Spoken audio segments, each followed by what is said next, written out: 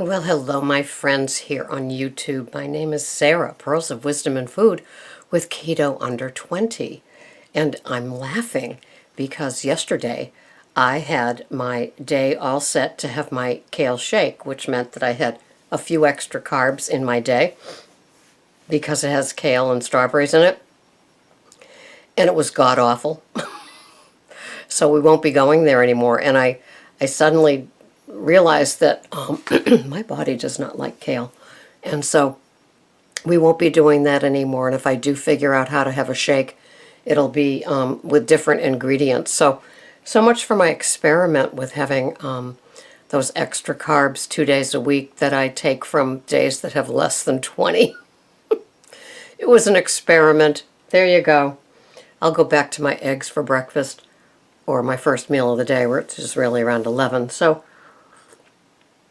yesterday was one of those good days outside of that, and I'm on my way to work now, so it's like a little after 11 at night, and I just got everything prepped in time, so I thought I had time to do a video to talk to you about my food plan, which is Keto Under 20, and how I'm loving it and how it's affecting me. And today I have my meals all planned, and I'm having a great big salad with 3 ounces of ham and romaine lettuce, 10 grams of blue cheese, 5 asparagus cut up in it, 1 tablespoon of evu, and gosh, that works for me. I love that at night. I guess it takes a while to eat, so I like that. And for breakfast, I'm having an organic sweet Italian sausage and 2 eggs with some Neuchâtel cheese and 1 ounce of the raw cheddar Grafton Village, Vermont cheese melted on it. And that will be my day. And I'm in a little marathon here of shifts, 2 extra shifts, so from 2 to 4. So I'm practicing self-care. And for those of you that work full-time, you know that extra push that you have to have. And so with my Keto Under 20, I've been watching people's podcasts as per usual, and just getting so much out of this food plan. And you know, it really carries me. Uh-oh, all of a sudden I'm drawing a blank. But I did get a local magazine that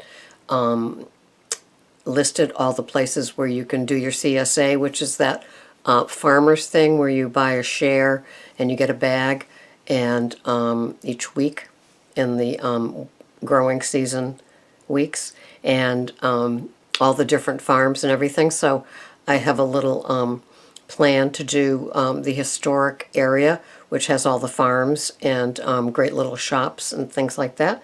And, you know, doing keto is so, for me, it's so darn easy. It's just, I can shop the outsides of the supermarket, and the only time I need the inner ones are for things like my evu or my avocado oil or my macadamia nut oil that I put, I blend evu and macadamia nut oil.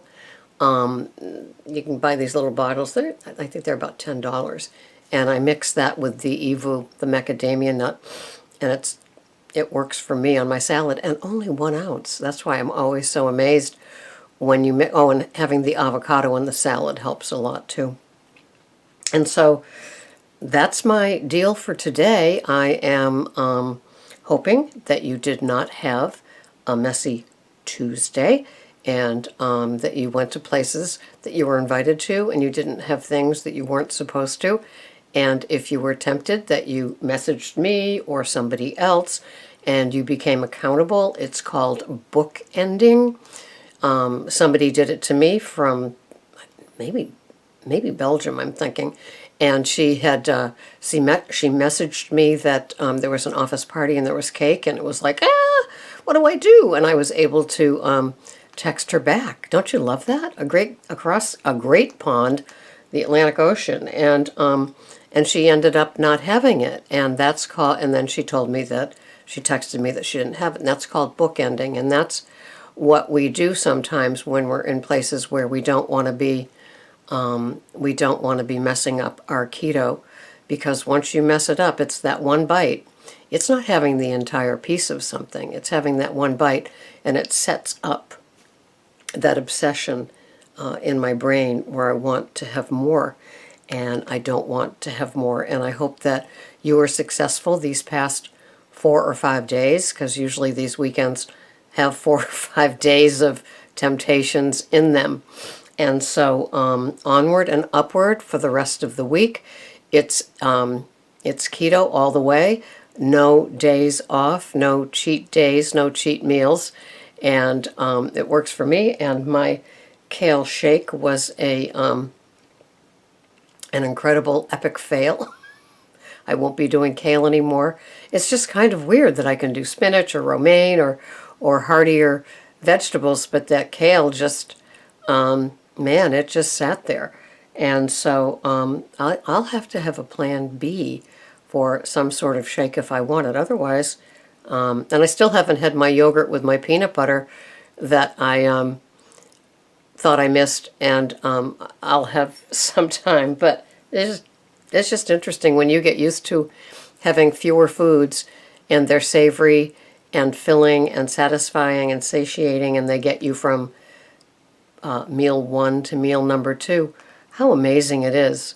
And do I have any regrets that I started keto? No, except that I would have wished to have started it a decade or so earlier. So if you're new to my channel, we talk keto here, and we talk the feelings and emotions surrounding it, and how we go about being easy on ourselves, especially if you're new to keto. I don't do artificial sweeteners. I don't do keto-fied desserts or breads, at least today, but so far I haven't. I try to stay away from those things because they're triggering for me, because visually I don't know the difference between a keto-fied piece of something and something else that's not keto-fied, meaning it probably has sugar and or grains in it. And so I have to be very, very careful. But once I got adapted to this food plan, it seems like it's all I've known, and it just feels like that comfy pair of slippers and those freshly washed and dried flannel jams. It just feels very, very comforting. And I put my food in every day before I eat it, not after, and everything just seems to work. So I just wanted to check in with you on my way to work.